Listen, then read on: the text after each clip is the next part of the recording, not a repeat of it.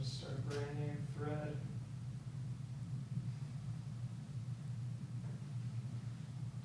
Let's see what actually kicks on. Yeah. What the heck?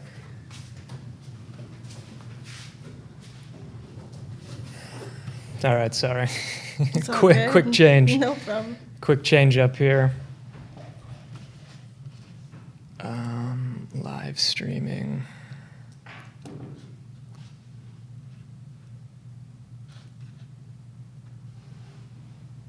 Yeah, it's going. It's just on a different link. I know, we gave everybody the other link. That's disappointing that they are not getting it through the original one.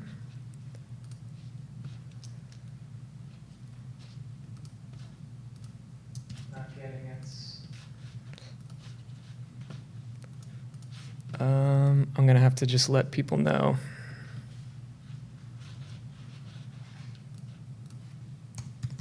Let's see.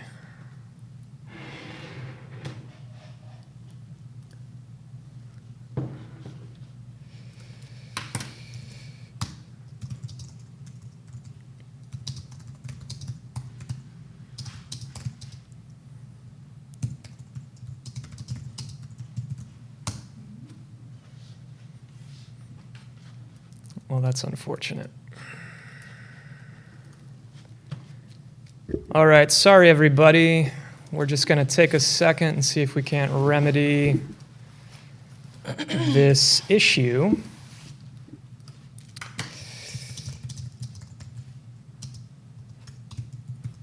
And get people over to a new link. We were trying to run it out of this page, and it was giving us some kind of weird internal YouTube error. Which makes me want to like pull the old one down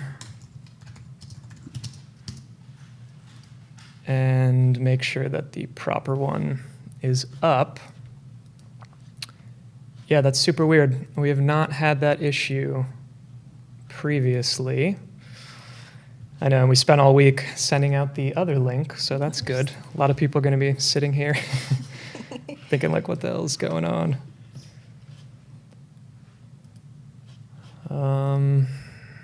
Yeah, maybe we'll just like chill for a second and see if we can't get people to migrate over.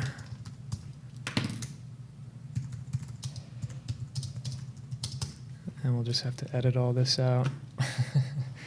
That's a good look that I'm frozen on there.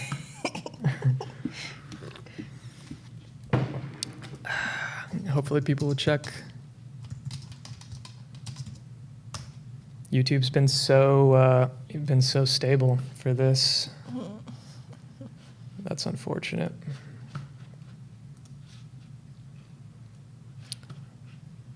Some people switching over. A couple people switching over. I know I'll get some emails about this later. Apologies to everybody for this kind of last minute issue. Sebastian, hello. Thank you for migrating over to the new link here. 19 over. Yeah, that's such a bummer. That's the first time that's happened. Yeah. Okay, Lindsay, if you want to go to the picture, or actually we'll just kind of introduce this first. Welcome to the live stream. We're going to be talking about some Cinema 4D stuff today. We have a special guest in the studio, Antoine Eugene. Hi, how are you guys? Sister of Handel Eugene, Handley Eugene, one of the foremost families in motion graphics, it appears now. And you're a little bit new in the journey of like Cinema 4D and some of the 3D stuff? Yes, definitely. Okay. Took my brother's class at Otis and in the beginning, but I love C4D. It's really fun. Yeah. Did he give you a good grade in his class? He didn't give me a grade. Okay. I think I would have failed because I did not know how to render out stuff. So my final project was just one image instead of a video. Still working on the render settings. Yeah. That's okay. That's let's see, are we getting people migrating over? Yeah, you guys haven't missed anything yet. Yeah, really sorry everybody.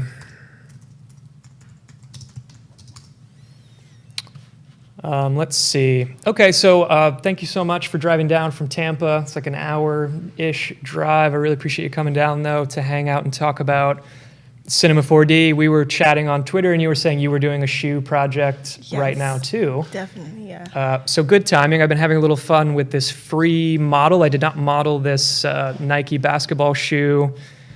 I think it was on Turbo Squid, like one of the free models, and it's not a super high quality model. So we've had to work with it a little bit. But what we want to talk about is a couple of things. I wanted to do a shot where, so let's see, I want to go into my camera view here. I wanted to do a shot where it was kind of like an impact shot that I could try to imagine being part of like a larger 3D shoe piece. And I did a first draft. This is the second draft, actually. The first draft, and I can go ahead and run a little bit of a preview there. Let me try to pull up the shoe one render. I took a first stab at it, and I could hear my old director from Portland telling me just how terrible this shot is. So I had to go back and do it again. Because the point of the shot was to like try to feel the impact, and this is kind of a really weak camera move and camera angle. But really on the first pass, I wanted to just like put some bones into the sole of the shoe, put some joints into the laces, and just like start playing with it and see what I could get. And so pretty basic. So one of the first things I did on the second draft was take a more dramatic camera angle, like pull the camera more underneath the shoe, and also actually animate the focal length of the camera, which means like from a 24 millimeter. So I start with a wide angle lens, and then it actually zooms out. So then I get to this point where I take it all the way to a 12 millimeter wide angle lens, and then it cuts back in closer to that 24 as the shot's ending. And that was like a trick one of my old creative directors would do quite a bit, to have this kind of like push-pull feeling on shoe stuff, where it would like go super wide and then kind of zoom in. One of the other things I didn't like about the first pass of the shot was just the lack of impact. I did these little animated lines, which are okay, but they're really not that good. So then another thing I wanted to do, everyone can see my messy desktop here, was to do more of a ripple actually in the wood. So we can talk about that in a minute, to try to like time up an impact and make it feel like the wood is actually being deformed, and just add a little bit more visual interest there. So let's actually kind of start more from the beginning. We're not going to go all the way through, but one of the first things I want to talk about is texturing the model.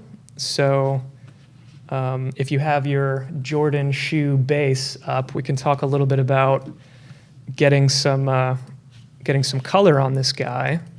And let's see, I've already got the laces selected. So in terms of texturing a single piece of geometry like this, because this is all one piece, and I have it in a HyperNurbs, but I can turn off the HyperNurb and we can see just how basic this guy is to actually come in with our selection tool here and then just decide how we want to break this up, right? So it's like I could imagine there being a separate color on the base of the shoe. So we could start there and actually just kind of start selecting some of these guys. And if you can't select it all in one mouse click, you just need to hold Shift and then keep selecting. And you have to hold Shift, or else if I then just start selecting again, it'll like clear that previous selection. So I'll hit Command Z. So I have to make sure I'm Shift clicking. And then if you actually select some polys that you don't want to be part of that selection, you can just come in and say Command click, which is like a subtract. But I think we can go as far back as that heel. I think that works okay. And then from there, we could select one of our textures here in our texture panel, and we could create a new one. So let's say the sole is going to be kind of like a neon-y blue. It's got a little specular. And with the polygons selected and a texture selected, you can say function apply. And what that's going to do is apply it to those polygons. Excuse me. And it's also going to give us a selection tag, a polygon selection tag. And so the process of getting texture on this is basically going to be that simple. The nice thing about a polygon selection tag is when you click on it, it gives you all these panel of options, like hide polygons, right? So now maybe it's easier to start selecting other polys, and then I could say unhide polygons. So it's like we're going to keep everything on a single piece of geometry, but these selection tags give us a nice way. So select and hide others, like if we just wanted to exclusively work with that piece. Unhide polygons, restore, oops. And I need to go way back. I'm going to Command Z that. So that's going to be the process. So from there, we could, maybe we want to get a color on the core of the Nike swoosh. And for some of this took me a minute. I downloaded this file as an FBX, which is a 3D format. However, Cinema 4D typically does not correctly import texture information on an FBX. So that's okay, because I wanted to do some texturing. I'll Command click that stray. I don't think I want to do the outer edge, so I'll Command click that. And you can see the model is actually not that high of quality. So it's like some of the geometry is intersecting. So that would be another selection, right? So maybe this orange color, apply, that would be that. Before I do that, I'm just going to actually select, I'm just going to shift click and select both sides. And it's okay that I need to come in and like clean that up a bit. But I actually really think texturing is really fun. It can be tedious, but I actually quite like this process. It's on the easier end of things to do. So this will be the last one we do, and then we're just going to jump forward because I don't want you all to have to sit here and watch us texture these shoes for 2 hours. So we both have later versions of this where we can just kind of jump to the next part of the process. So I think on my first pass, I decided both Nike swoosh logos would exist on function apply. So then you see, again, it's just going to stack everything here on the geometry and just keep giving us these selection tags. Gotcha. So we could say like hide those polygons or unhide polygons. And so we start to get this effect here. So let's see. Hopefully people are seeing they need to come over to the new link. HyperNerbs using classic version of C4D. I am the worst about updating software. I think I'm on C4D. What am I on, R13? Yeah, I was like, what is a hypernerb? I don't care. Are there no hypernerbs in the newer? Subdivision surface. Okay. I guess that's actually a more accurate use of words too. So let's jump forward in the process a little bit. Let's go to Jordan underscore V1. And let's talk about the rigging, right? So like at this point, we've got the full selection tag. I'm kind of digging these colors actually. And you see how it just stacks all these selection tags, select polygons. I'm in point mode. So what was that one there? Select polygons. So in order to start to rig this, the first thing I want to do is like break out some of the geometry. So for me, I just simply am going to duplicate it.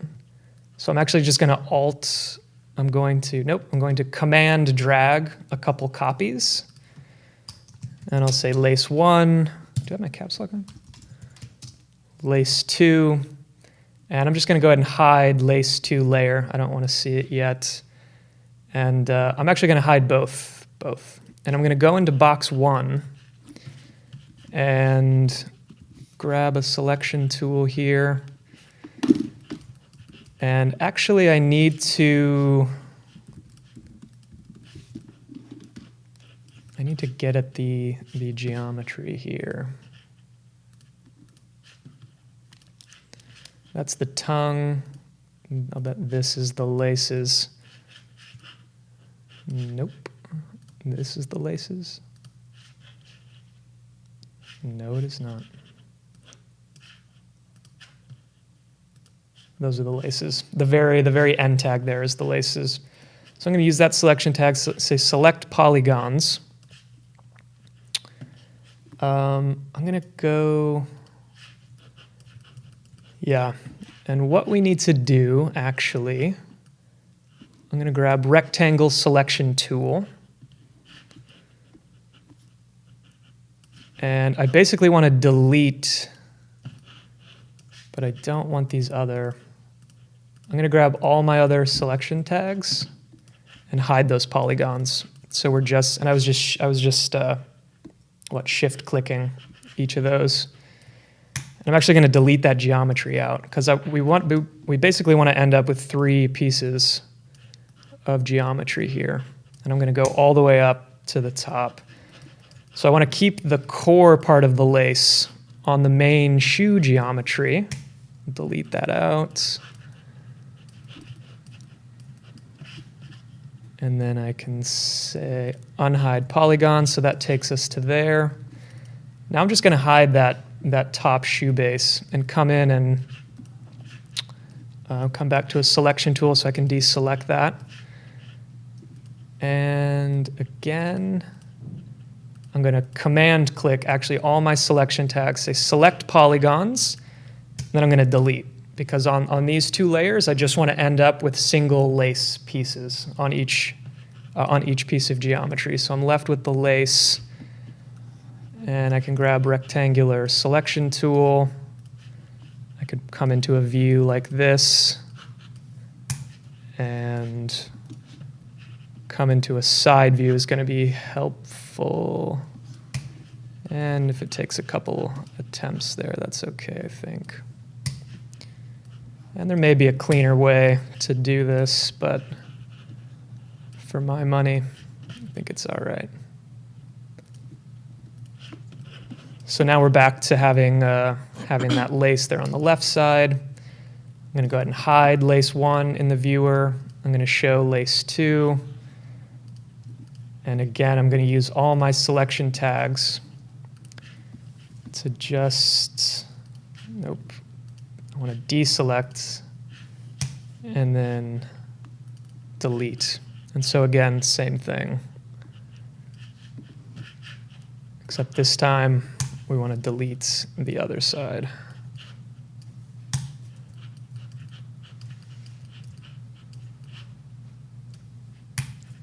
And a little bit of this work is just, we're working with an existing model.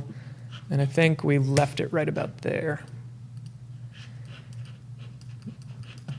So that leaves us with 3 pieces of geometry. I can clean up a little bit and just remove all these other selection tags.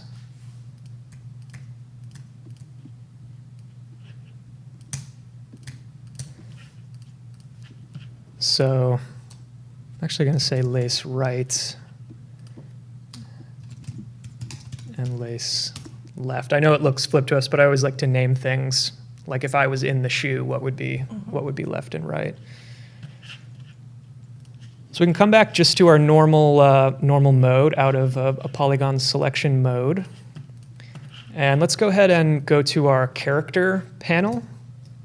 And let me make sure HyperNerbs is so 90s. I like HyperNerbs. I may never update my software, guys and gals. So we're going to go to the character panel. And I may just pull this whole thing out here and go ahead and dock it. And we're going to grab the joint tool. And I'm going to go to an orthographic view here, all 4. And let's come at it from the side. I think the right view is going to be the way to go.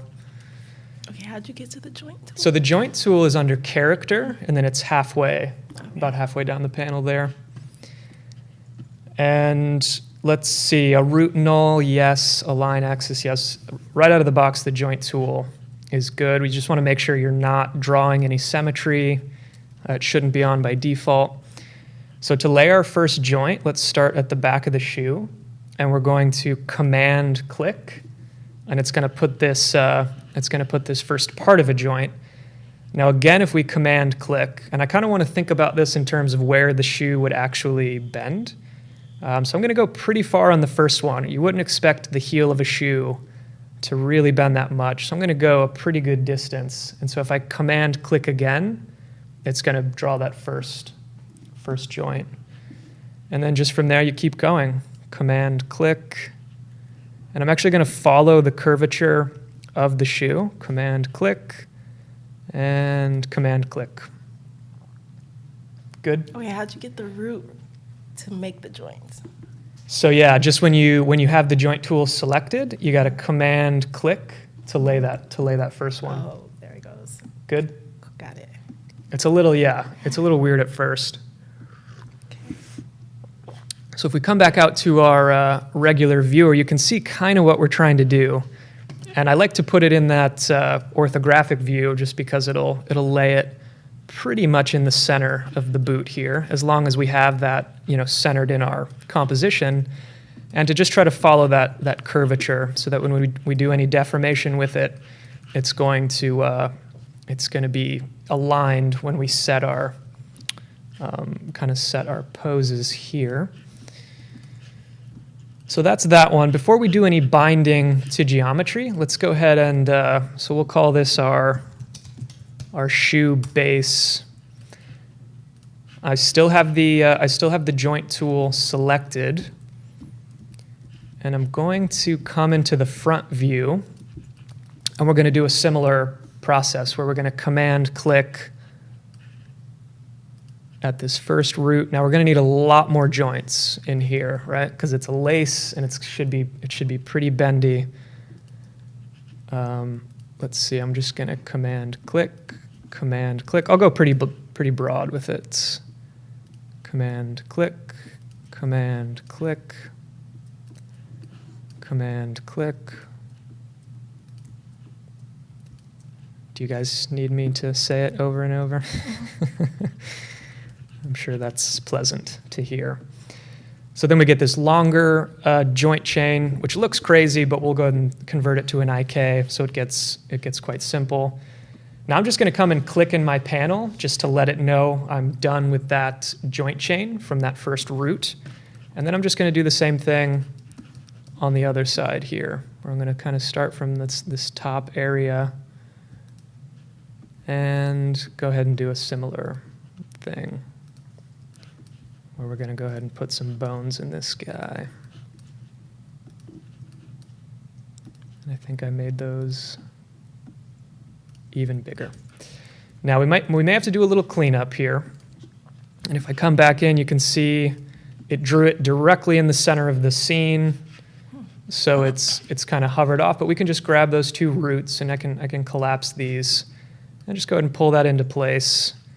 And you'll see we've got a little bit of cleanup to do in terms of getting that as close as we possibly can. So that's really as simple as, so like if we started from this side, I'm just going to go down the line here and say like the first one's okay. This one can come over slightly, go to joint 2, kind of move that into place.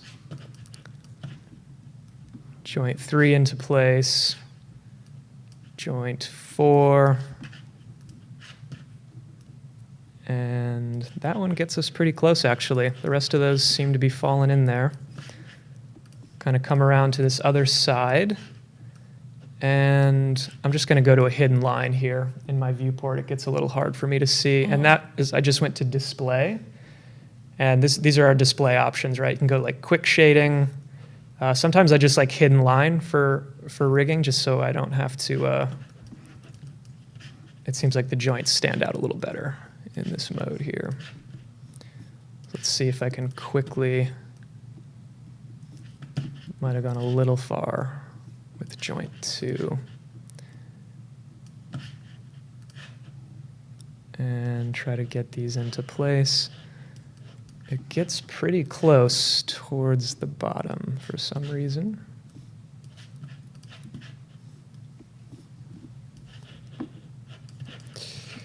So there we have it. How you doing? I'm good. Yeah? Kinda. Yeah? I know I'm going quickly. I'm following along though. I know what you're doing. I'm just doing it slower. Hopefully if people are still on the old stream, they'll come to the new stream. That's such a bummer that the first one crapped out on us.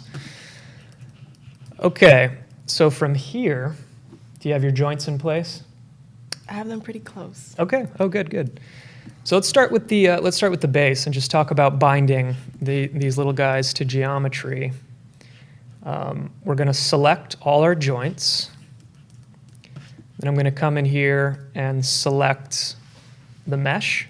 And we've got to make sure everything's selected.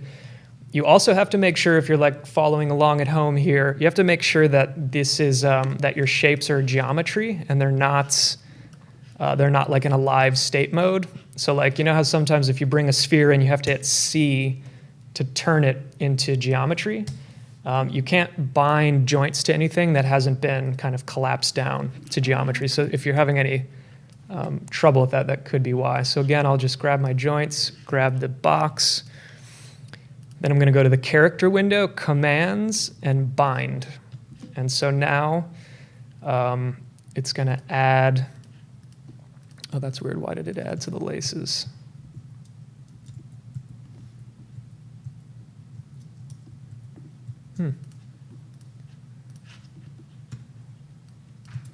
Yeah, so I need to do that again. Grab all my joints, grab the box, character commands, bind. So let's see.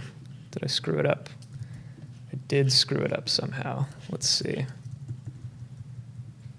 I think I accidentally threw it all off. Need to make sure I delete out any existing kind of binding there. Joint, box, character, commands, bind. So there we go. I see a skin tag. So there we go. Now we're deforming our geometry.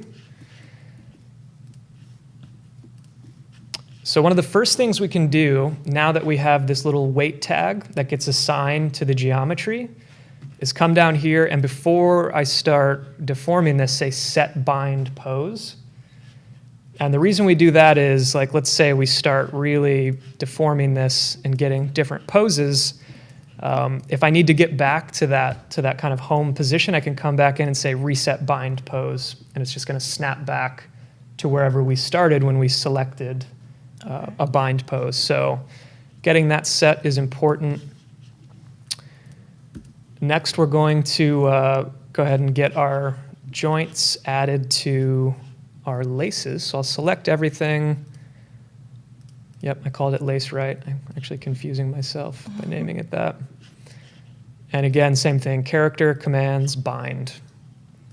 So let's see, how do we do? Yep, it is deforming.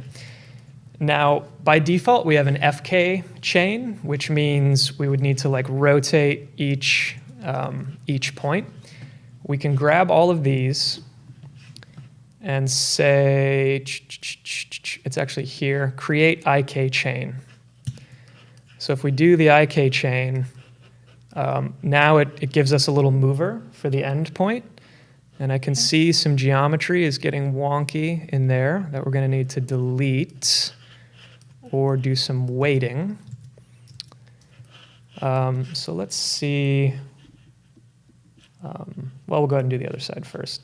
So then that creates a what's called a joint goal. So we'll say right lace IK mover.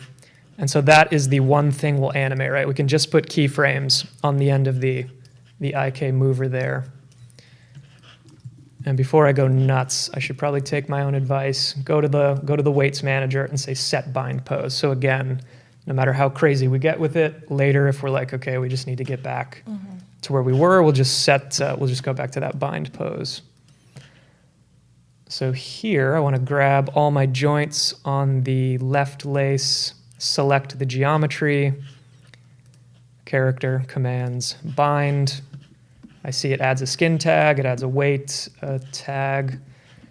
I'm going to select all my joints, say create IK chain,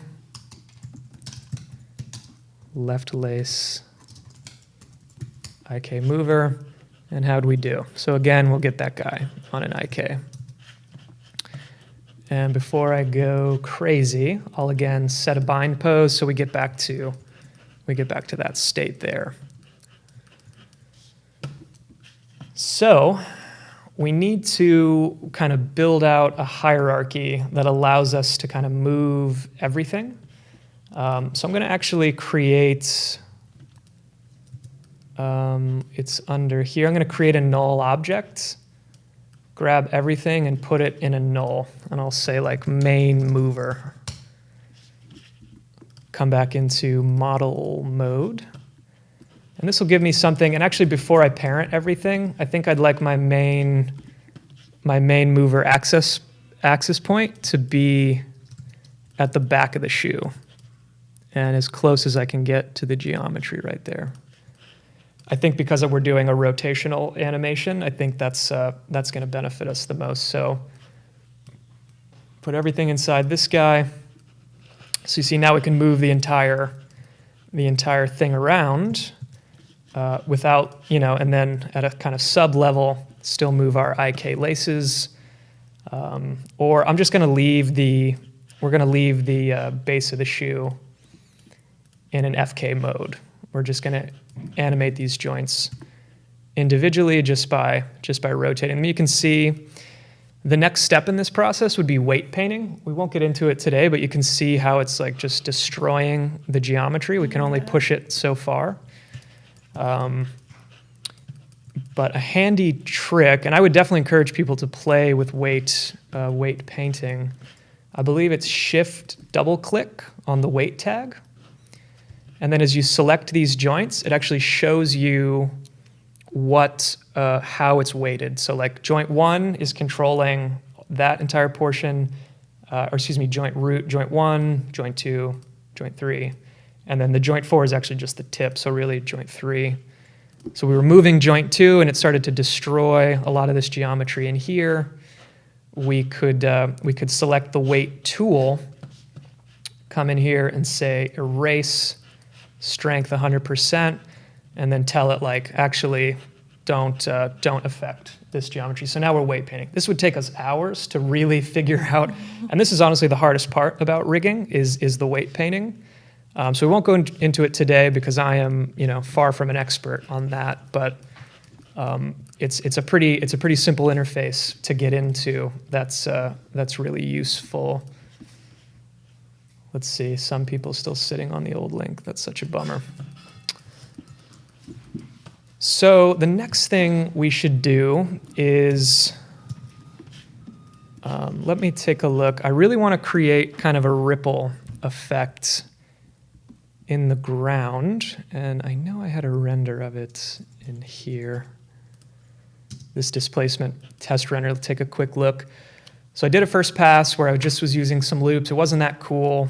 I wanted to do like a more hardcore deformation when the shoe comes down. We actually see these ripples in the floor. So I'm going to launch After Effects. Do you have After Effects on this machine? Yes. And what we're going to do is create an animated displacement map that we're going to feed into Cinema 4D. So first, let's just grab a plane for our scene here. And we can just go ahead and hide the shoe for now. And I'll go to my Gorod shading with lines. And in that folder, I gave you that wood floor, that basketball wood texture, which I found online. And a texture, and like there's so many good free textures. There's textures that cost a few dollars. For our purposes here, this is going to work.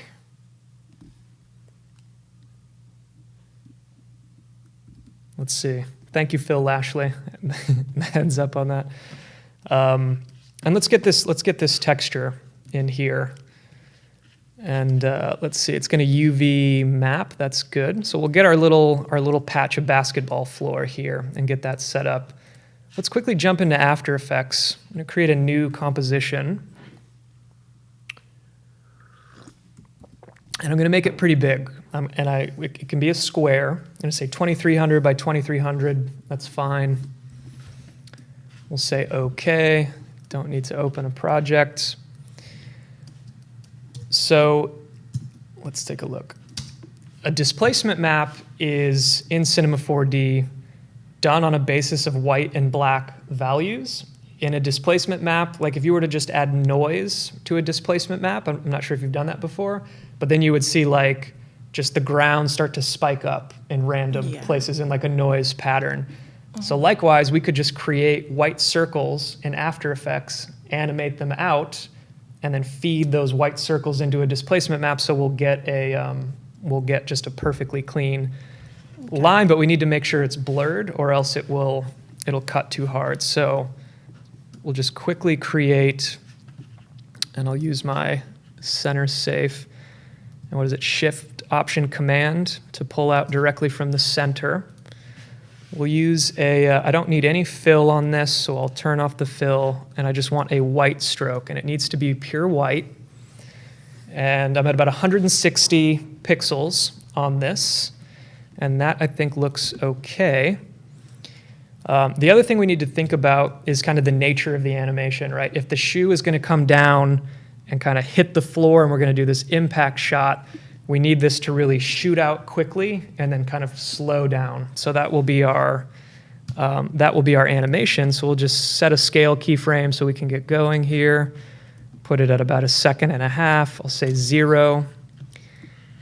And so we just get a linear animation. And actually, I want this to come very close to the edge of what we're doing here. Then I'm going to come in here, say keyframe assist, easy ease, go into the graph editor. So this is where I'm saying, we need it to shoot out quickly. So we're going to pull this. We'd like our velocity. I'm here in the velocity graph. Velocity to be very high and then slow down, right? So we get, comes out quickly, goes slow. And we may even push that. It should really feel super quick. So I'd like to do 2. So I'm going to say Command D. And just on the second one, just in here, because I was trying to go for like kind of 2 ripples in the floor. So about 99% there. I'm going to create a new adjustment layer over both of these and add a blur. So effects, what am I looking for? Blur and sharpen, a Gaussian blur should be fine. And we're gonna have to blur this pretty good. Because if we don't blur these edges enough, we're not gonna get that nice, that nice shape, right? So the blur is almost gonna control the curvature on the edge of that displacement. So it's a bit of trial and error, of course. So like pretty blurred, I think, is what we're going to want. And so we end up with something like this. Now we have kind of one issue that we need to remedy. So let's take a look. And it happens pretty quick, over 1.5 seconds, and it's a short, it's a short shot. I'm going to offset them a little just so they're not exactly the same, almost kind of like 2 rings coming out, I think works a little better. One thing I want to do is make sure that I don't have any white like right where the shoe is going to be, or else it will like deform that area and cut into the shoe, so to speak. So one thing we can do is create another shape layer on top of this. Instead of making it a white stroke, we'll actually just make it a black solid. And I'll kind of like paint out where we can give a little landing pad for our shoe in the other shot there. Because I don't want any white to kind of intersect that. I want the rings to come out around the shoe. But again, if we cut across it too much, and you see if I put it under, it's too blurred. So I'm going to actually apply a Gaussian blur directly to this shape layer. Because on a displacement map, we don't want any hard edges like this. It will not play nicely in the final. So I'll just make sure that we never get any of that white, kind of like dead center, where the shoe is going to be. So then we get something a little more in that realm. So from there, we could Control-Command-M, go ahead and render that out. In terms of rendering it, I am keeping it really high quality, right? I'll just keep it on animation, totally lossless, totally uncompressed, and call it something like animated displacement map V1. And when I was playing with this the other day, I think I had to do this 3 or 4 times to like try to figure out and dial in, the exact nature of what that was going to look like. So from here, if we were to come back to this wood floor texture, I think we add a little reflection. Basketball floor has a reflection typically. If it's in good condition, we can add a Fresnel and like dial that back to like 10, 15% kind of range. Specularity, that's okay. And then we're going to turn on the displacement channel. And now this is where it really gets fun. And then under texture, we're going to go ahead and import this. And animated maps, animated displacement map V2. I mean, it's like half a gig, so it turns into a pretty big file, even though it's short. I'll say no, I don't necessarily need a copy in the project path.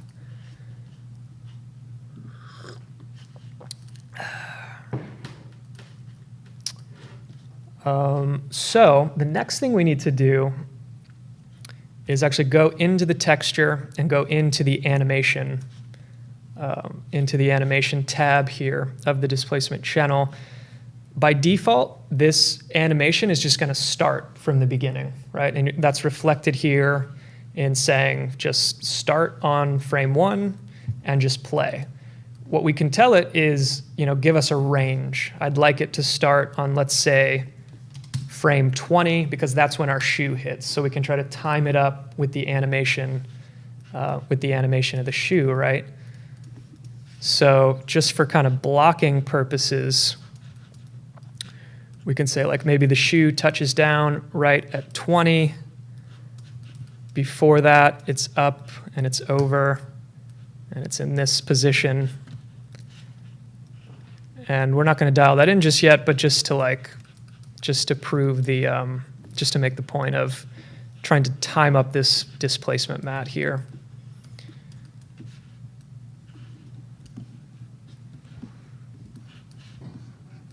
And let's start to pull this out a little bit. And this is definitely kind of a trial and error thing. I think my shoe's floating. We need to pull the plane up a little bit. And I'm using the interactive render region so I can see this. So I can see exactly what my render would look like. So yeah, so you see the displacement map isn't running until frame 20, and then it's going to start. And we may even need to ask it to start like a second early sometimes. Or it would be like going back and like trying to speed up that animation even more so. But let's let it like almost, maybe like frame 18 it starts type of thing. So then by the time it lands, we're going to get this like push. And then it starts to kind of push out. And let's see if my scheme to keep this on the floor is working. It's not working very well. It's a little floaty. It's like a Jedi Force kind of thing where it's pushing even though it's not. And it's hard because when we're looking in the viewer, it looks like the geometry is intersecting, but we need to view it on the displacement of how it's going to look as it's displacing, because that's what we're going to see in the final render. Now, sometimes a good trick is to actually use the displacer, I believe. And then we would actually, because it's a deformer, we would see it in real time, but I'm not super familiar with that process. So I think just just getting it to there, I think is okay. All right, so we're starting to kind of build the scene out. I think the next thing we could do, and let's see, anybody has any questions? Seems like everybody's doing okay. I think we're doing all right there on the stream, is let's add a little bit of lights to the scene. I'm gonna start with a spotlight. I'm gonna turn off my render region. Oops. Take this down about 90%. And before I go crazy positioning that, I am going to ask for a little bit of visible light, a little bit of volumetric light. And then under details, I'm going to ask for inverse squared physically accurate fall off. So I can do this number. I can expand this out a bit. It's kind of like a spotlighty type shot. And, you know, that visible light, I guess the visible light is on that controller there. And the render region is going to look very low quality unless we turn that up, in which case it should smooth out a little.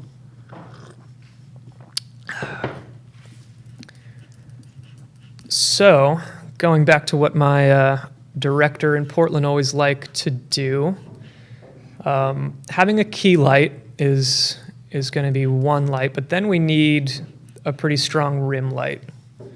And I'm going to use just an area light, and I'm going to pull it to the back. And you can see when I say rim light, I mean that back rim, that back part of the object. And now we're just getting into kind of photography principles. Let's see if we can set this up. And one thing, I think I learned this from Nick Campbell many years ago, was just adding a touch of color to your lights. A kind of LED light, a more slightly a little bit more blue, perhaps. Maybe our key light isn't pure white, but it just has the slightest bit of maybe a yellow or an orange, but barely anything. It's basically white. But when we start using global illumination, you can get slightly more interesting details that way. But let's see, we can turn our render region back on. So, one of the big things typically with shoe stuff that I had the chance to do was pretty simple light setups, right? Like trying to show the edges, the contours of the product. And of course, we're not using our anti-aliasing is all the way low, so it looks quite bad. I think our floor is actually in need of some more subdivisions. It doesn't look super smooth. So not 4D is what we want. So we add some more subdivision, and it's already starting to look a little smoother there. So maybe even like maybe 50 a piece on the plane. And obviously we could go higher than that, but for now I think that's okay. One thing I don't love is the white texture on the main glove of the shoe. I think it'd be a little more interesting to do something a little, maybe more like a mid-tone.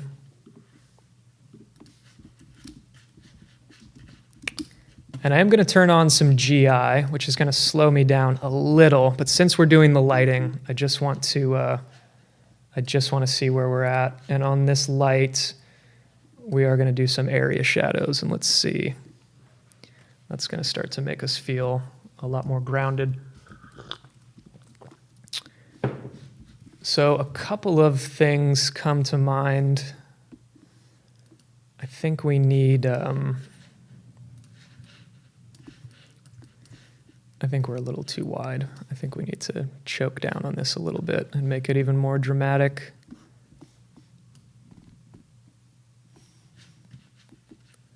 I think contrast is typically the key in these kind of situations.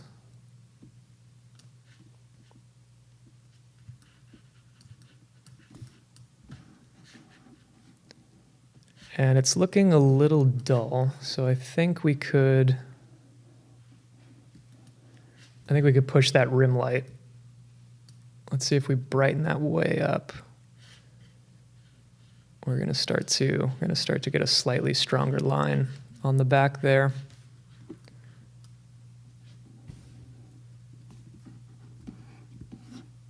And it's going a little light with the laces there.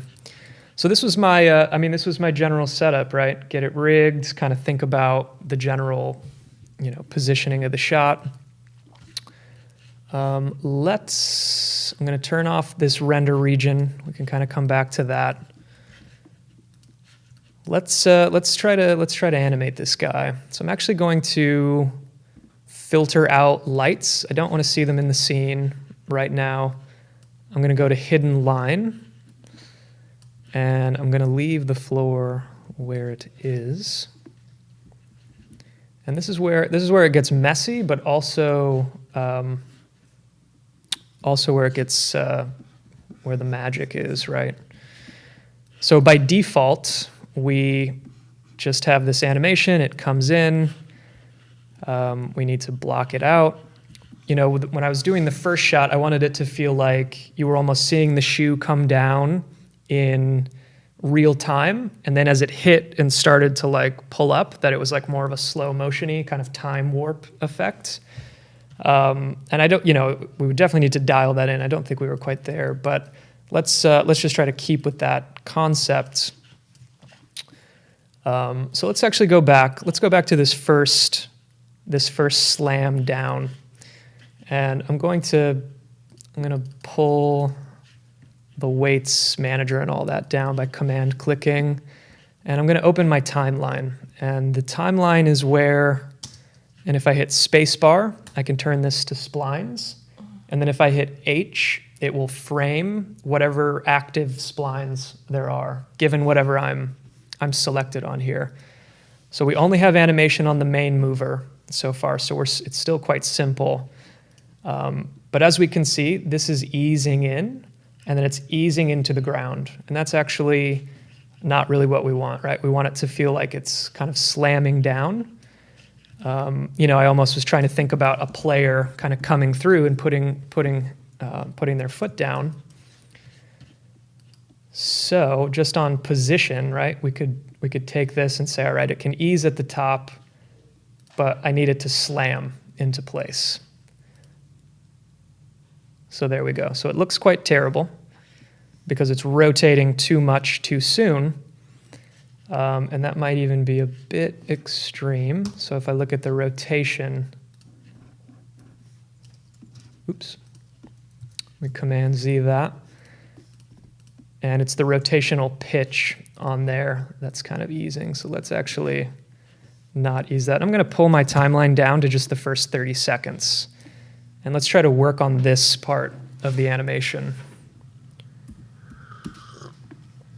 So that is not what it looks like when someone puts their foot down on the ground. But this is typically always how I work. Start getting your blocking keyframes in, and then decide why does it look so wrong? It looks wrong because it's almost like someone's heel would get there first, and then a lot of the force is on the rotation of the ankle down. So let's see if we can think about dialing that in, right? So the fact that it's pulling that rotation so much, so maybe this first keyframe needs to be more here. I don't want any of the rotation coming out just yet.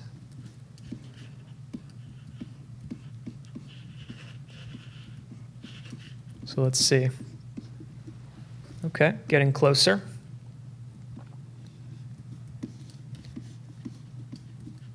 But it needs to, let's see, here, and then almost 2 frames later, it needs to slam down.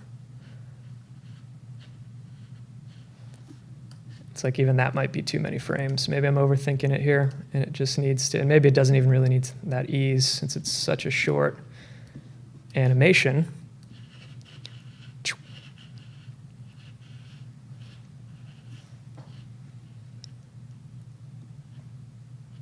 See, I think it needs to be the very next frame. I don't like how it's doing that. So I'm just down here in the rotational pitch. And before we can really smooth anything out, it is about getting our blocking pass to feel better. I also think it would look cooler to have that rotation a little more dramatic, so I can just pull this bottom keyframe down and see if I'm starting to get something that looks a little better.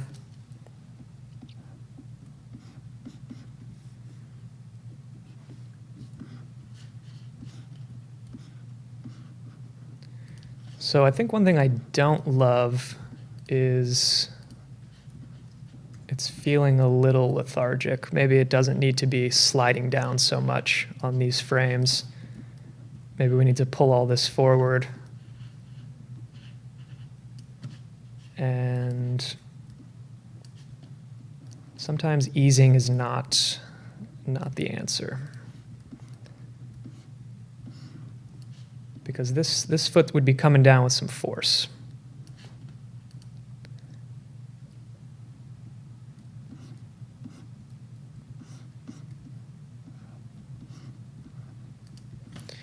So one thing we can do now, as we're starting to block in this first part of the animation, is come into our shoe base kind of rig here, and let's set some keyframes. So I think right at about frame 2021, that's where the foot would be getting pretty flat, and the athlete would be starting to shift their weight to those front toes. So I think it's a decently safe bet to take, let's say, joints 1 through 4 here and just select them and hit a keyframe. Then we could kind of come back a little bit, and maybe our shot starts wider. And maybe around here, let's see what we can do to push the pose on this guy. Maybe even joint 1. But I know from my weighting, it's going to be tough to get away with that first joint. And so that's joint, I guess joint 2 is really going to be, and I'm going to push it pretty far to the point of getting a little break, possibly. I don't think we can go much with that joint.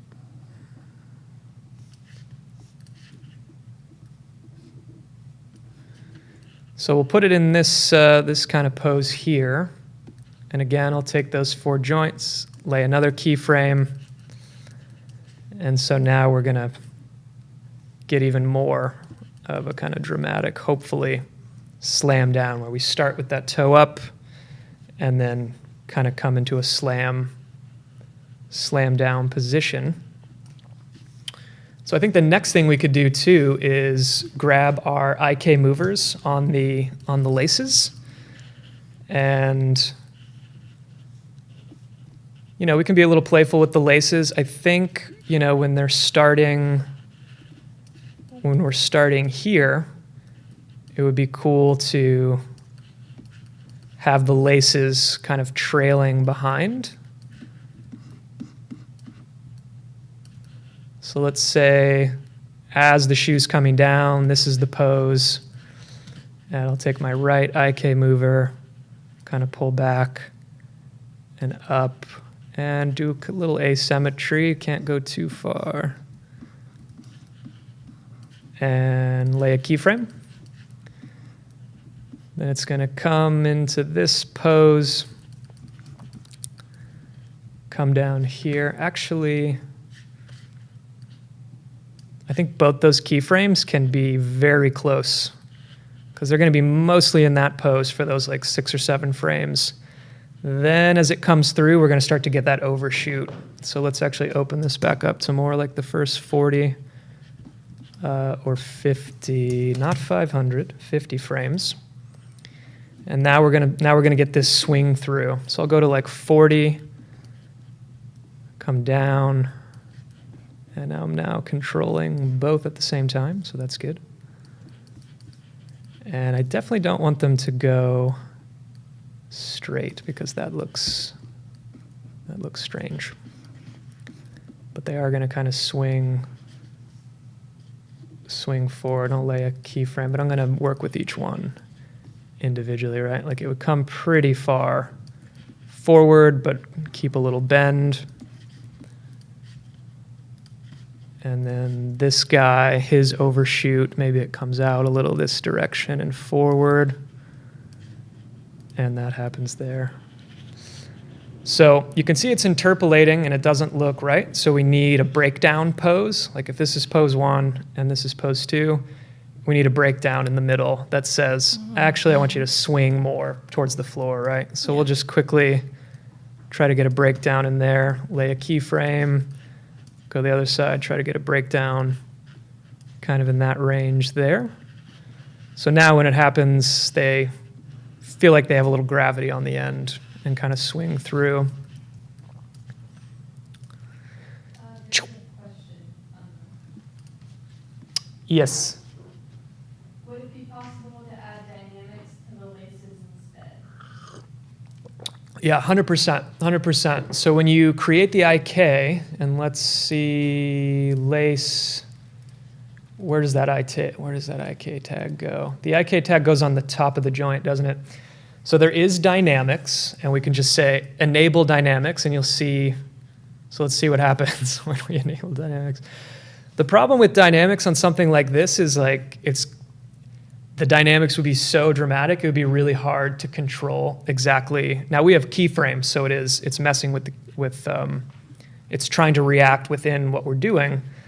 But I think for what we're doing, trying to like really manipulate this slow motion-y kind of shot, we're not going to use dynamics, but 100% that's great to mention that the IK tag that gets attached to this joint, you can just go ahead and throw some dynamics on there. So I think, like EJ's squid tutorial, I don't know if you've seen that one going around, that's like, right, you can create some IK chains, turn the dynamics on, and then just like animate around, and those things will behave in a really naturalistic, interesting way.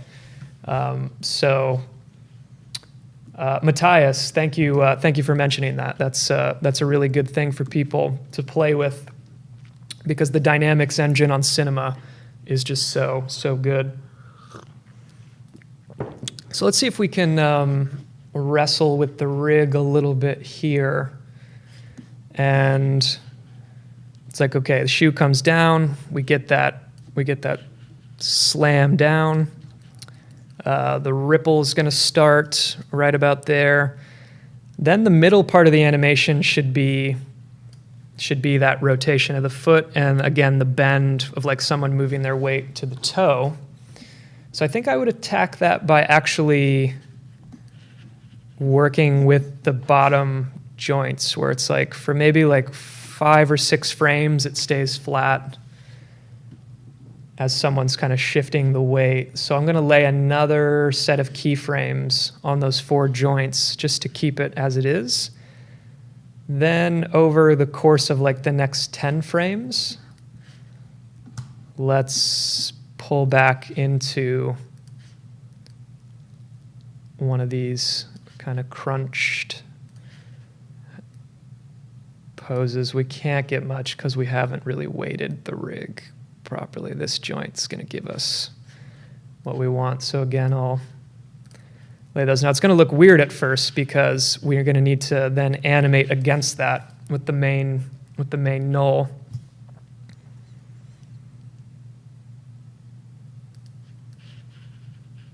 So we'll go back to this main mover and kind of see how we're doing with this. Where it comes down, again, it's going to stay in place for just a few frames.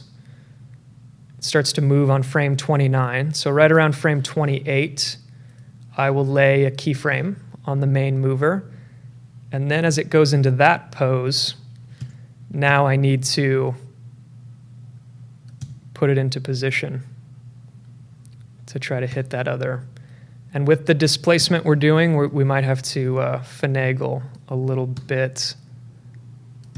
It would probably be cooler if we could get to a way more dramatic pose.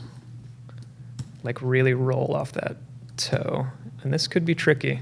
We could get into the weeds a little bit here. And so just for the sake of blocking, I'm going to lay another keyframe. Now, I probably went forward too much, like the foot's going to slide, and that's what we don't want. So there's some automatic overshoot. That's another good thing to talk about. We're not using weighted tangents like we would in Maya, so everything typically overshoots. So in the timeline position panel, you can see, because we're using Bezier, we need to break those tangents so it's not doing that. And what is it going to be? Alt? Nope. Shift. Shift click to pull that and flatten that out. Because we do not want that overshoot, right? We just want it. We're basically creating a hold on these middle 6 or 7 frames.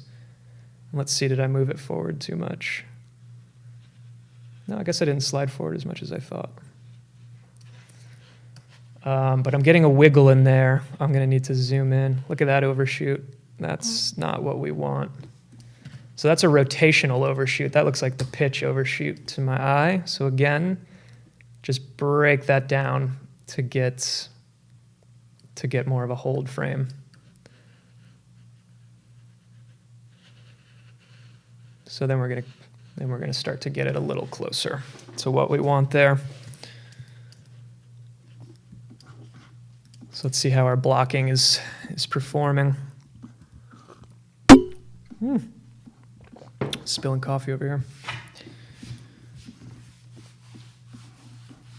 All right, so we're making progress. It's this is typically, I think this is the hardest part of stuff like this, is the animation, right? Because you get one thing blocked and then it works against another part of your frame. So let's just, for my money, I like to just like power through the blocking so I can start cleaning up and like figuring out why the hell it looks so bad. So let's just like get this guy off screen to complete the blocking so we can really, and he rises up way too much, doesn't he? Off that plane. And maybe seeing it in more of a front or side view, because I need it to stay down for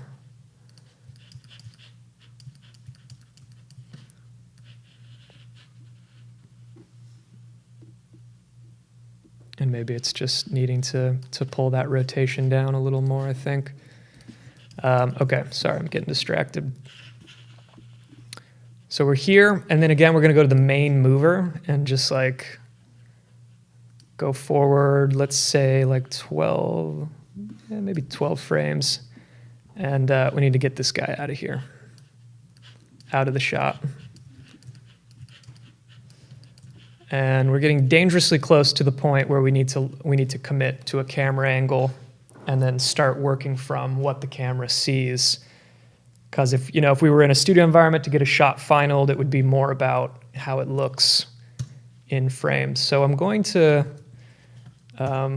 pull it out, go forward, rotate down, right? Because like as the foot would come through, then when someone steps through, it's like you almost point your toe to the ground as you're going forward. So that kind of makes me think we need to see it go out of the shot kind of in that way. So I'll lay a keyframe there.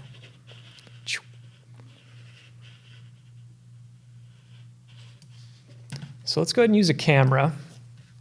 And kind of like I was saying before, and I'm working in a wonky format. I'm just going to say 1280, 720 just to see the 16:9 framing. I'm going to select my camera so I'm looking through it. It's such a pet peeve of mine to see. I want to configure my view. And here on tinted border, 10%, I always preferred, oh, am I doing that wrong? Border color, tinted border. Why aren't you working? Perspective, camera.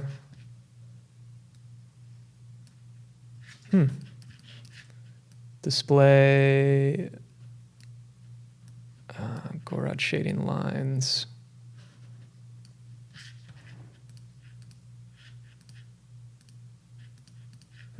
That really should be it, 10%. I don't know why that isn't working. At any rate, it's my pet peeve to see that overlap. I only typically want to see exactly what's framed in the camera, so I'm not tricking myself into thinking that my framing is different than it is. I think it's probably time to dock our timeline here. So that's actually going to make the problem even worse. But that's so bizarre. Projection, perspective, linked camera. I must be having an error. That is absolutely how it should work. I don't think I want an action safe. Actually, I don't want a title safe. I want an action safe.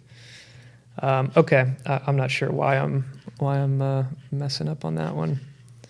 So for the camera, like I was saying, I did a first pass, and it was like very boring and kind of weak. So let's start with something a little more dramatic, where we're really looking up at this shoe. And by default, the focal length's of 36, which is still a pretty wide angle, right? A 24, now I think we're a little too far. Let's start at a 36, but I'm going to lay a keyframe. And actually, our animation doesn't really start until about frame 9. So we're going to start there. And I actually need to select my camera entirely and lay a keyframe. But I was also laying a keyframe on focal length. And then by the time it slams, right, now we're going to get to our kind of hero shot, where it's going to be like so. So I can get that rotation dialed in. And I think in a compositing software like After Effects, we would maybe like add that little camera wiggle. I don't think I would want to lock it in to the cinema frames, but I think that's something we would do. So as I was saying before, like playing with this focal length perspective by actually animating it, I think can be an interesting thing, where it's almost like the cameraman has zoomed out, and then as it's starting to pull into the frame, maybe zooms back in. And maybe I'll take that 24 millimeter frame. And, the first time I ever got to do shoe stuff, like it was always, I mean, not always, but oftentimes it would be a lot of shots. They would want high energy. So like playing with the zooming would be one way to add a little bit of interest without having to animate the camera around too much. I think another thing we could do with the camera is, as it's actually leaving the frame, and let me come forward a little, it's almost like the cameraman is trying to follow it slightly. So we'll start to like pan up, like we're trying to stay with it, but it's too quick. And I'll lay a keyframe there and then pull it out. So it's almost like the cameraman, he's trying to get it in frame, and then as it's going away, we start to, that's pretty meager though. I'm not really feeling it when I see it go through. And this is where we could really waste some hours, is the camera work. But I think I also like the zoom out, because it makes me feel like the impact of the slam is slightly more interesting. Really would prefer a little more rotation as it's leaving. There we go. I think I'm feeling it a little more, but that rotation. So now we have an issue in the camera, right, where that rotation, and I just want to look at the rotational frames. Like my hero shot, it needs to sit still a little more. Now the camera's starting to pull away too much. So I bet it's this, it's probably the bank, isn't it? No? That doesn't look like a frame. Oh, that's the frame. That's the one we need. Right, it's pulling away too much. It's like, nope, I need you in the center of the frame a little more, and then we're kind of following it as it's leaving the frame. So this is the fun part about animation, right? Like you set keyframes, and then it totally forces you to have to like get that dialed in, and then something else you change, and you got to dial that in. And I'm certainly open to being corrected that there's better ways to attack shots like this, but you know, this is the way I would typically work on something like this, is kind of like a little bit of everything all at the same time. And that rotational pitch is probably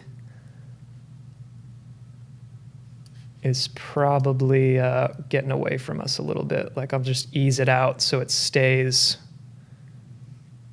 And that might actually help us feel, oof, see, now it's like jerking down. Too much, too much. Got to pull that back.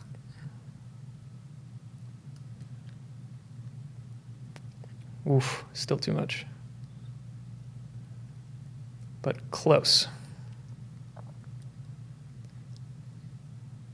See, my old director, he would have liked this. He would have wanted me to push it even further and like really make it extreme and dynamic, and only let the audience like see glimpses of a shot like this potentially.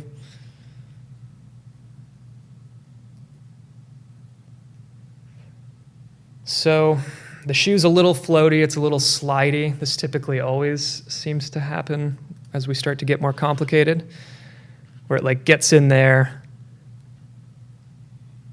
It's that movement that just is not feeling good. And so I think that's on our main mover. You can see the mess we're creating for ourselves here. So this might be the culprit here. Is it this Z position that's getting floaty?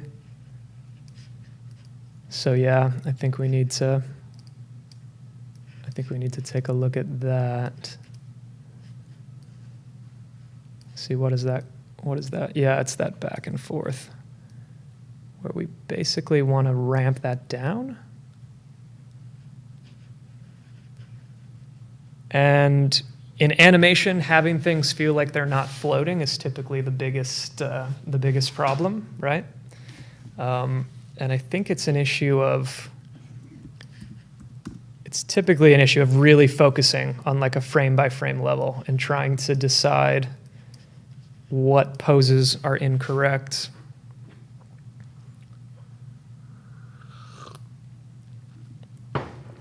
It almost feels like we should see more rotation before we see forward movement, but I think we're close.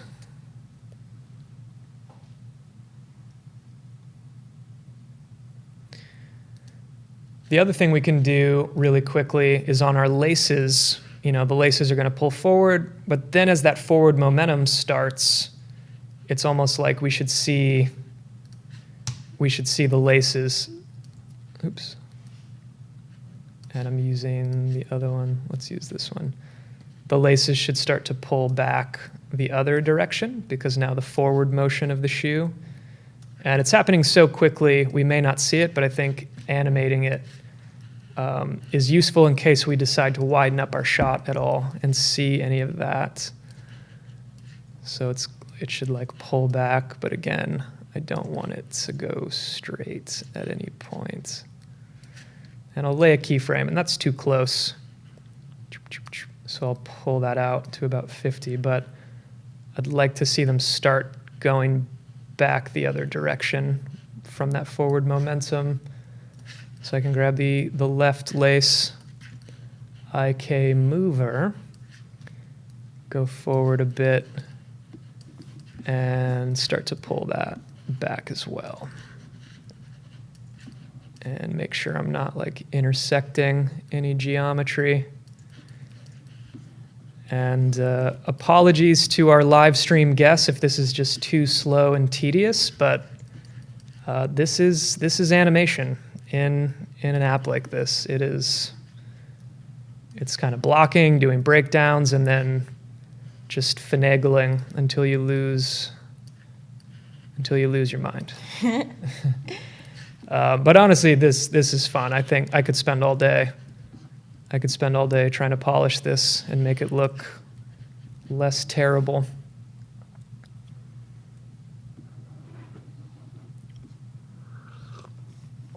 Yeah, it's not convincing. It's not convincing on the shifting the weight to the toe. Maybe it just sits for too long in the middle. maybe it's like, it should just be a half a beat that's like, that it sits flat and then starts to, also the pitch of the camera, and this is why I'm so frustrated about not being able to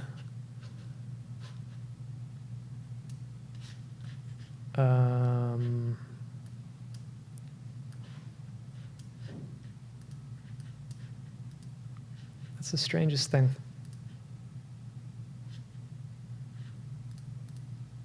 It's just literally not working. The pitch of the camera, we're getting out of the shot too much.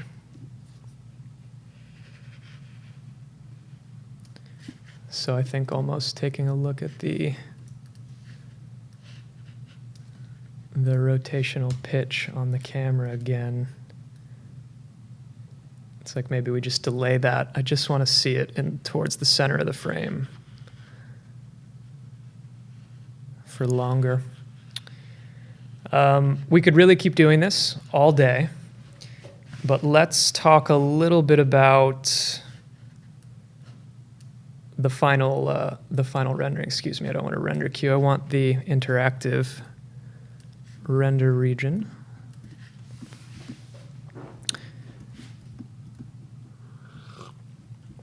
And now would become an issue of trying to position and dial in the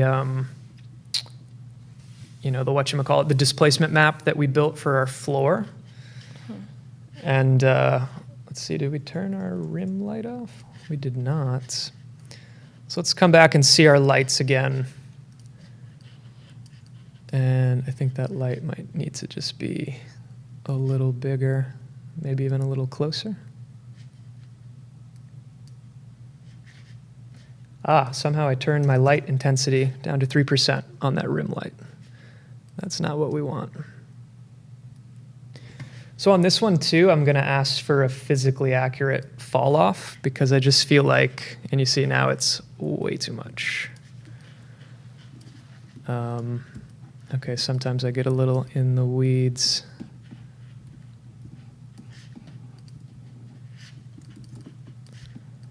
Maybe we add even a little bit more blue to that back. And that's why it's so bright, because that fall off is so massive. But if I come back to, and my camera's animated. So when it comes to rendering, I'll typically just try to look at just a nice moment and then take a look at the lighting and see if we can create something dynamic that isn't incredibly dull. And this is where it can start to get a little slower. And I think another issue is we might need to slide our floor, our plane, to better line up with where the shoe is landing, as opposed to having to change the shoe up too much.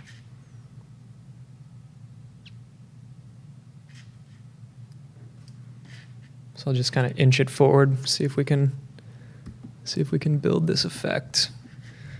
So what's the critique here? A little dull, a little probably too much light now. I think it might be an issue of the rim light is just too big and just too dominant in the scene. So I'm going to leave my camera view here.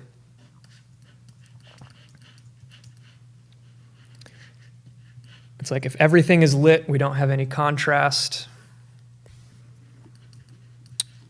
So I may just take the light and use the scale and pull that down. And it's going to make the object, oops.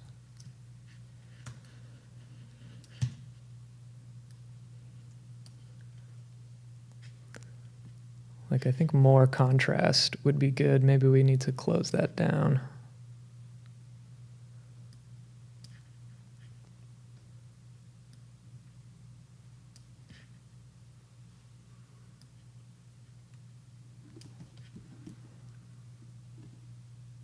And we have global illumination, so we should be getting should be getting some other stuff. Now, one thing that can happen in these situations is we want to light our product independent of the environment, and I can see that my rim light is casting all this light on the wood floor. So that should be as easy as coming into the project tab for the light and just asking it to exclude the plane. And so you see now that's going to go away on the plane, but we can still touch that back contour with that blue rim light. And the reason that's helpful is like, for obvious reasons, now we can just really, like maybe we make that light way hotter and start bumping up that back. Right, like we're getting closer. That's more interesting. That's starting to pull it out of the frame a little bit more. We could even go further and like exclude the floor from the key light and just totally light the floor separate of the product in the frame. I think it looks okay. I think we might be able to push that even more. And it's going to depend on the way you texture your shoe. Like if it was more of a darker tone, which I actually think looks more interesting. Let's see, what is my rubber?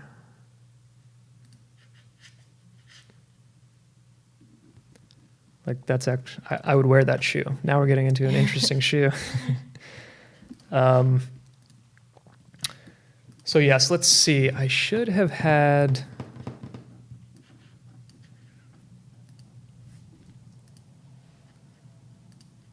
man, for the life of me, I could have swore I rendered out. I guess I did not.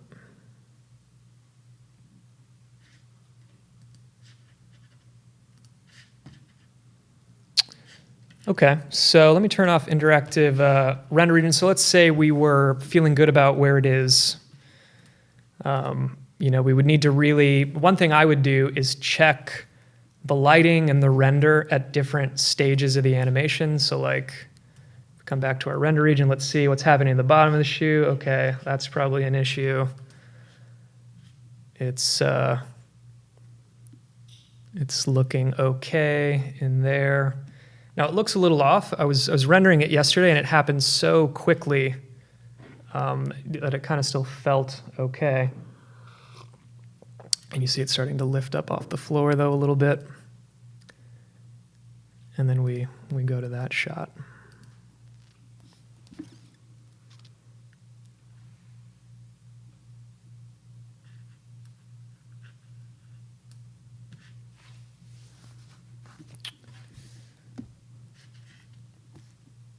I think that frame looks pretty nice though.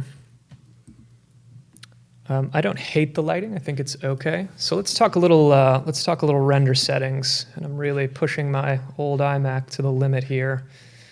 So biggest things for me, right? Anti-aliasing. That's the little jagged edges on the edge of basically everything in the scene. I've got it on best. If I was ready to produce like a JPEG sequence or start doing a multi-pass render, I would turn this up to 2x2, 4x4. That's going to dramatically slow things down.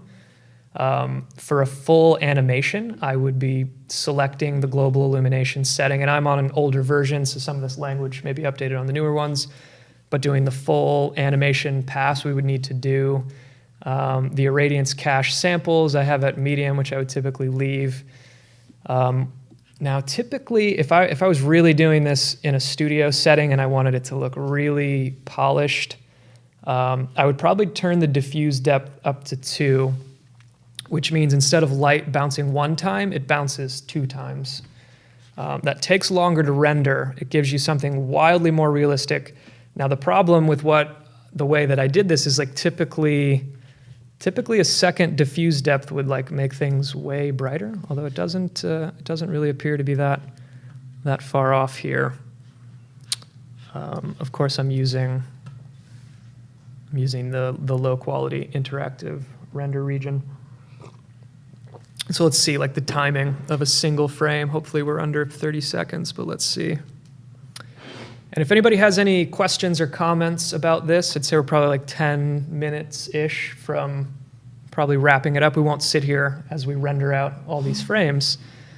I think another thing we would look at is ambient occlusion and seeing what that looks like.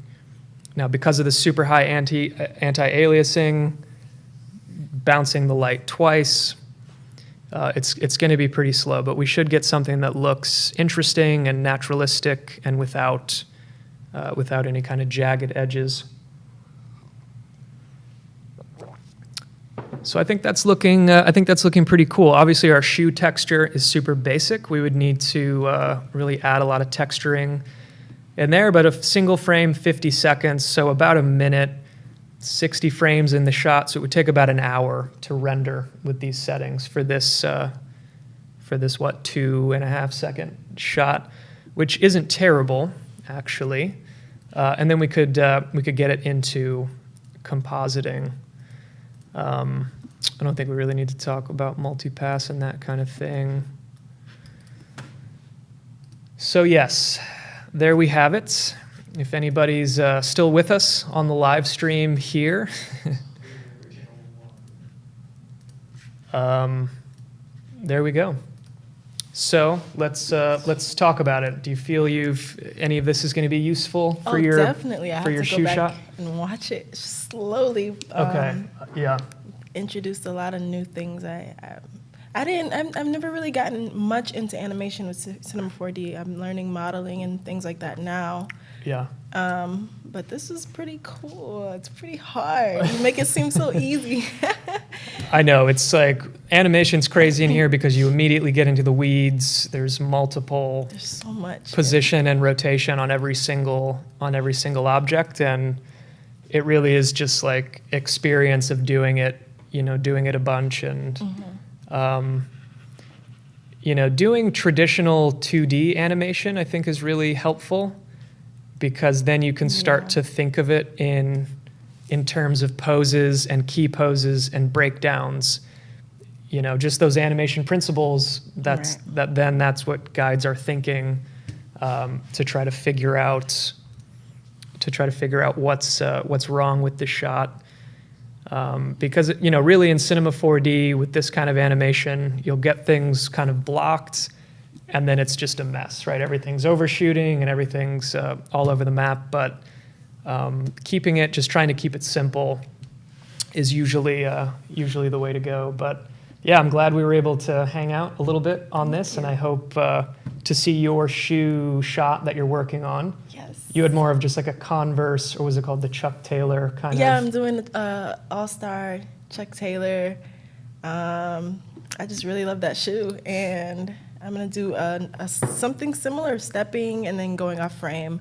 Okay. And actually, I wanted to rotate around the shoe, show the other side, and logo animation at the end. Yeah. So, and you were saying it steps into like a puddle? It steps into a puddle that transforms into... I'm doing a lot, but I wanted to step into a puddle that transforms, like changes seasons into like a grassy thing. Oh, wow. Ooh, we got to figure out how to do that. Yeah, I think displacement map will be the way to go for you, so you can really trial and error dial that in. I really got schooled on displacement maps when we were doing a Nike shoe thing, except the guy was on the moon, so every time he took a step, they wanted to see like a dust mound build up like you would, like you're stepping into soot kind of thing. And so like we would just like trace the bottom of the shoe, go into After Effects, and just create a little animated mask where that white rim that's blurred, we would just like mask it on real quick on just like 3 or 4 frames, and then feed that into just a single polygon, and then everywhere he'd step, we would just like put it and then do the timing so that for each step. Wow. And I just loved how simple it was, right? Of like, just a white blurred line will give me that That's arch. Cool. So it's a really powerful concept. Again, it's slow to do it in this manner where we have to render the frame to be able to see it, which leads me to want to quickly experiment. I think the displace deformer is, let's see if this actually works. I don't need to copy it. There we go. So that would have probably been quicker. So I'm feeding the map into a displace deformer. And so it is actually displacing it. Now it's slowing the whole box down here. But that actually that would have probably been an actually superior way to go about it if we like take these segments way up. So for your water shot, maybe this is the way you do it, as opposed to feeding it into a texture, actually just displacing it in the scene. I guess the good thing about that too is like if we were to bring our displacer. If we were to bring our basketball texture back in, I won't copy it to the objects. It's like, yeah, I guess we would have actually saved ourselves some time. For whatever reason, I've always put it in the texture channel. But this displace deformer is something good to look at as well.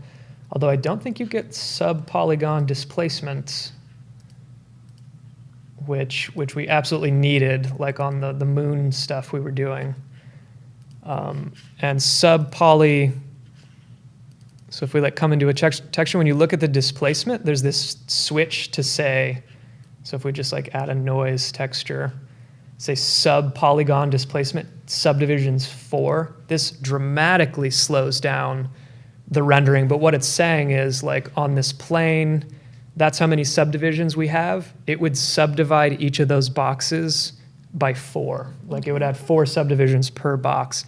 So you would really have a ton of little of geometry in there to work with, but exceptionally slow. And this is what I was saying about like the noise pattern and how it's so simple to think about, you know, the blurred, the feathered white and black, and then it turns to this.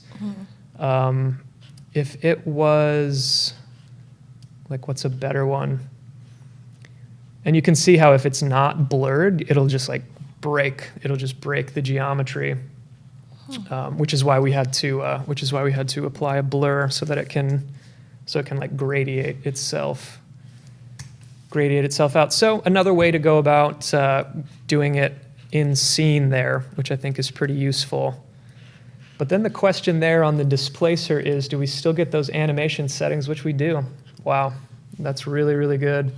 So again, you could like, so when your shoe hits the puddle, it's like, oh, it doesn't hit till frame, you know, it doesn't step till frame 39. So trigger that animation on that frame.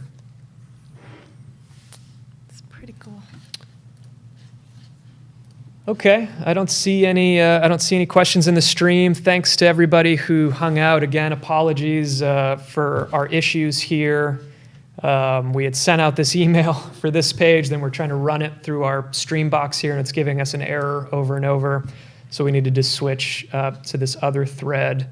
So I will say thank you for hanging out. Hopefully some good stuff in here. We'll try to get maybe an edited, cleaned up version of this, and we'll get it posted, and hopefully some good tidbits of information for people. And Antoine, thank you so much for coming down from Tampa, and you're back to California in the fall? Yes, August, Okay. I'm going back. Okay. Yeah.